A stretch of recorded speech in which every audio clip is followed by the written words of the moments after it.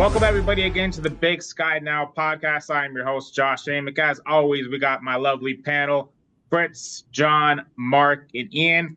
We're going to get right into what we expect in week 2. We got a big matchup coming up, a couple of different matchups this week. But one of the first things I want to talk about, we didn't show them a whole lot of love because they've been taking care of business. But Montana State opens up this week against the Maine Black Bears. And another top 25 matchup we have is Montana against the preseason ranked North Dakota. We kind of talked about it in last week's episode. Montana's missing some key players. But what do you guys think? Fritz, we'll start with you. You being the Montana expert. What do you think out of these two matchups is going to be the key for both of these teams continue to stay undefeated? Well, I think the Bobcats just need to keep taking care of business. I expect them to handle Maine. Maine is 1-0. They beat a Colgate team 17-14. Colgate's not in the most potent conference, although I'm old enough to remember they did make an FCS title game some years back. So I expect MSU to be coming on like gangbusters and being 3-0 come Saturday. The Grizz have a much tougher deal. They have to go on the road to the Alaris Center in Grand Forks. It's been a tough place to play. The year before Bobby Hawk returned the Grizz, which he came back in 2019. The Grizz went there in 2018 and lost. They went there in 2012 and lost and gave up Big Sky Conference record 660 passing yards. So it's not the greatest place to play ball in Grizz history. The Fighting Hawks, as they're called these days, have a pretty good receiver named Belquist. He's 4 catches away from setting UND's all-time career receiving mark. The guy he's going to break is a guy named Greg Harden. Harden got a third of his career receiving yards against Montana in 2012 at that game I was at. He got 333 yards. No, UND is good. They're good on offense. They're good on defense. And Bobby Hawk mentioned just today that if a couple more things had gone right for them, they might have knocked off Iowa State last week. All right, John, do you kind of echo that sentiment? Do you think ND is something to be reckoned with, and Montana should watch out for that? Yeah, I definitely would agree with Fritz on that. Kind of thinking back to the 2018 game. I don't remember the 2012 game too well, but 2018, there's definitely some things that went wrong for the Grizz in that game. They definitely, were in there with a chance, but I do remember at least one play, just a punt where it just went right into the long snappers behind. So it, some things can play out differently, but it is a tough place to play. Anytime you go onto the road to the Dakota schools, it's going to be a fight. You know that. Doesn't matter which of the 4 schools there it's going to be. The quarterback game is going to need to be decided upon. And we saw the switch in quarterbacks in game 1. So who's going to start? Is it going to be Ayat again? Is Fife going to take over the starting job this week? I know last year, early season Montana, you kind of had that same quarterbacking question. So we'll see how it turns out this year, if Houck's going to make the switch early or if he's going to stick with Ayat on the start this time. In Bozeman, I'd agree with Fritz as well. Also, they just need to take care of business. The running game's been on fire so far this season. Defensively, they just controlled Utah State. They didn't allow Deacon Hill to do anything offensively until the 4th quarter when he got into the end zone. So, and then being back in Bozeman for the Gold Rush game, I don't think the Cats will have any problem with Maine. Yeah, I'm kind of anticipating similar things to both what Fritz and John have said. I was looking at that Maine and Colgate game. Maine ran the ball 37 times for 101 yards. It's not a super inspiring performance with that yards per carry mark. I'm expecting the Bobcats kind of handle business there. That Montana game is going to be pretty tough, though. On the road against a playoff team from last year. I believe didn't they play Sacramento State in the first round last year, if I remember right? In a pretty high-scoring game.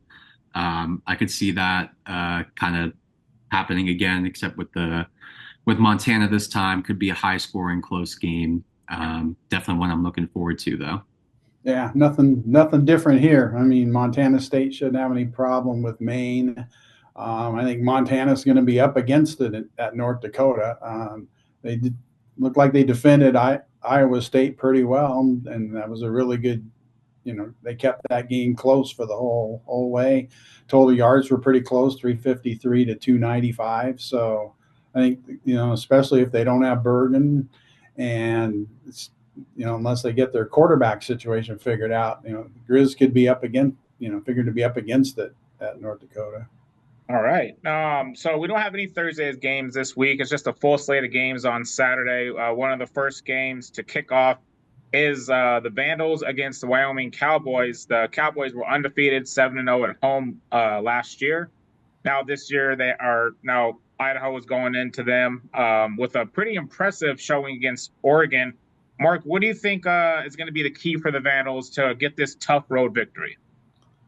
Well, when I was studying for this test a few hours ago, when you sent out the questions and stuff, I wrote down that, the Vandals should be favored, but it depends on how they react to all the pats on the back they get for playing Oregon tough, And then let's see the news an hour or two ago that Jack Lane's out with a broken collarbone for several weeks, and they got to go to a backup.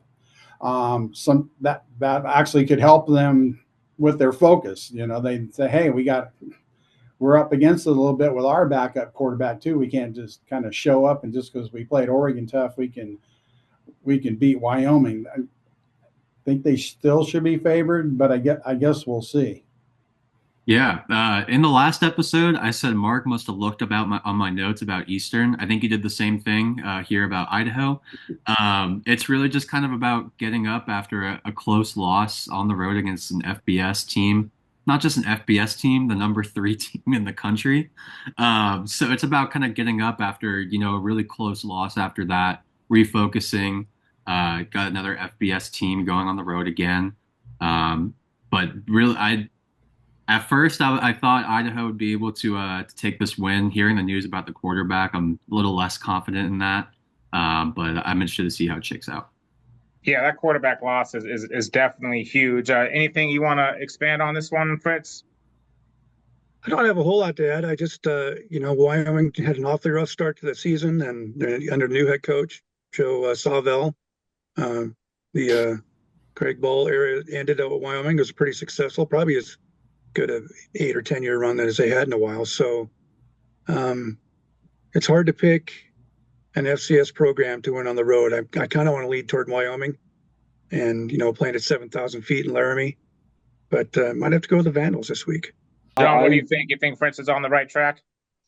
I think it's going to be a close game. I personally don't think that Idaho is going to be able to get it done. But the one thing I will say is that Idaho's done a great job in these past few years of handling being the underdog and kind of building themselves up, and they've done a good job of not letting success get to their heads in these past few years, especially on their rise coming back to the FCS from the FBS. So just being able to go up against a team like Fritz said that's got a new coach this year. The altitude is going to make it a bit difficult playing outdoors. I mean, when you're used to being inside in the dome at that elevation is going to be, I think, probably one of the more difficult things for them. But I think they'll be able to keep their heads, and I do expect this to be a close game. Yeah, so not only besides the Idaho-Wyoming matchup, we got Cal Poly facing Stanford, Northern Arizona, Sacramento State versus Fresno State, and then Northern Colorado versus Colorado State. Last week, all of the FBS schools handled the FCS schools. Do we think, John, that's going to go the same way this week, or do you think there's a slim chance at an upset? I'm leaning towards the things staying status quo. I think that all 4, at least of those games that we mentioned here, the FBS teams are going to take care of business. A stat from week 0 and week 1, actually, 60-1 FBS teams against FCS teams. The one win was Montana State's week 0 win over New Mexico. All other FCS schools fell. There were some tight ones. I know Abilene Christian took Texas Tech to overtime, fell by a point there. But just looking at some of these teams, Colorado State's going to look to get back after their game against Texas. Arizona looks really good with Fafita to McMillan. That duo is combined for over 300 yards through the air last week. So I think they're going to take care of business against Northern Arizona. Sacramento State, again, it's kind of like last week with their game against San Jose State. I think that they'll play good against Fresno State, but I think that the Bulldogs will just be too much at the end.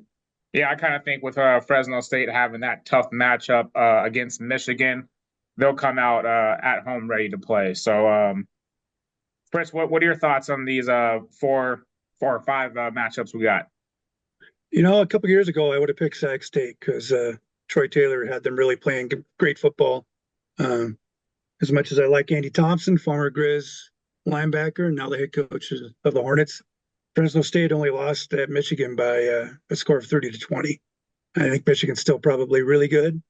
So Fresno State's probably on the upswing to play them that tough on the road. So I really, I don't see a second FBS win for the Big Sky. I don't see it happening this week. No, I was looking at that. I do want to clarify, Mark, before you get into Fresno State lost to Michigan 30-10, not 30-20. So it was not as close as that score. But Mark, go ahead. Oh, no problem. I was thinking that too. Sac State at Fresno State might be, it kind of looks on paper to be the closest of those FCS, FBS matchups that we're talking about. Sac State led San Jose State in the third quarter, and they ran for 200 yards. Difference being Fresno State's picked third in the Mountain West, and San Jose State's picked 10th. And so they're obviously stepping up a little bit. We'll see how Fresno bounces back from Michigan. Sometimes teams have letdowns after they play a team like that. So that could factor into it too. But think that they were so close to Michigan for most of that game kind of shows you how tough they can be. Yeah, that matchup jumped out a little bit to me as well, but I'm kind of leaning the same way of things are going to go kind of similar to week one did. Yeah, my sister went to Fresno State, so she would have been pretty upset with me if I didn't get her Bulldogs the right score for that matchup. But also this week we have the first Big Sky official matchup with Portland State going on the road to face Weber State. Both of those teams are looking for their first win this season. Ian, who do you think comes out on top for that matchup? Week 2 to have your first conference game is really early. So just for that lone reason, I'm leaning with the home team in Weber State, gearing up for. I mean, both these teams are coming off of pretty significant losses to teams here in Washington. But for a conference game in week 2, I'm going to go with the home team.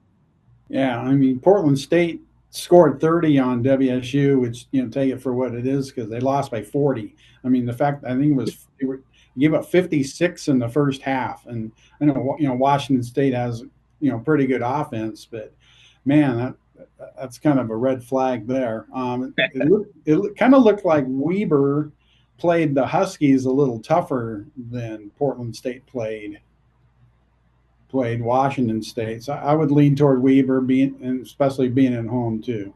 Yeah, I thought Weber State kept it pretty close with Washington. I know Washington's also, a new quarterback, new coach, new system, new everything. But what do you think is going to happen in this matchup, Fritz, between these two Big Sky teams? Well, I'm just going to get a head start on my picks and say Portland State. My head says Weber State, but my heart says Portland State. I'll leave it at that. You going to elaborate that more on your picks, or do you want to tell us why you're leaning Portland State? No, just a gut feeling? I just think Weber State gets a little bit down. They cycle down, they cycle back up. I think they're on the way down, and Portland State, they're due to come back up under Coach Burgum. He's been there a while. I think he's trying to get something built, and so I'm going to go with the Vikings. I like Dante Shishaire. I think that Portland State in their offense looked really good against Washington State at times. So the defense, of course, left something to. Anytime you go up 70, it leaves something to be desired out of the defense.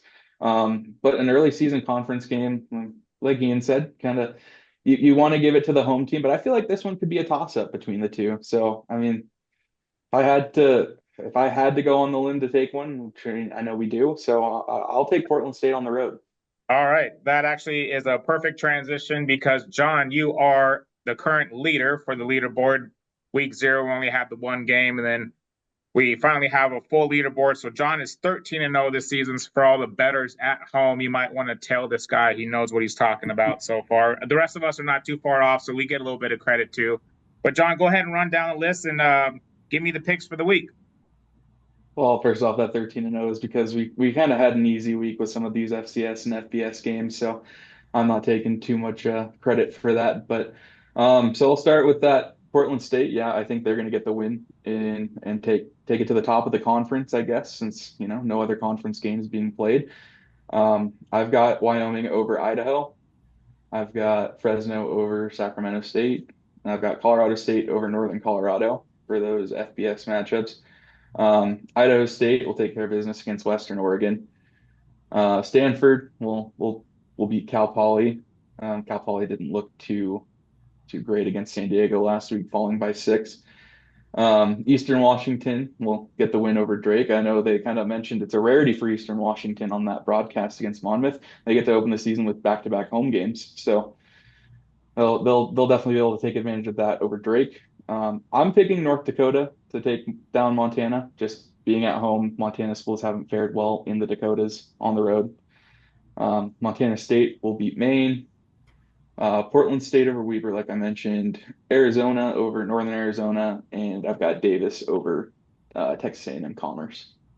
All right, Ian, you're next on leaderboard, 12-1 on this season. What are your picks for this week? Let's go second place. Let's go. I've got Wyoming beating Idaho, Fresno State defeating Sacramento State, Colorado State beating Northern Colorado, Idaho State beating Western Oregon, Stanford beating Cal Poly, Eastern beating Drake, North Dakota beating Montana, Montana State beating Maine, Weber State beating Portland State, Arizona beating Northern Arizona, and UC Davis as well.